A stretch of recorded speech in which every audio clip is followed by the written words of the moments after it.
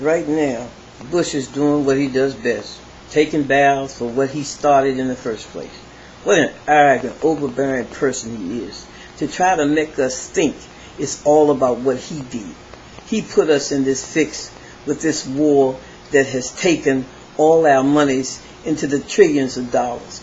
It's sickening to me how he can stand there and swagger his body as if he did something right for us. In reality, it's him who has denied us all along by his vetoes of laws, ranting and raving in his hangover mode after a night of patting himself on the back. I dare he stand in front of cameras and take bows for the situations and solutions to the billions of debt we are in.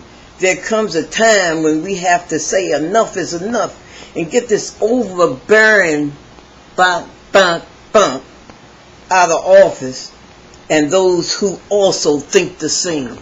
From Patricia Robinson of South Carolina.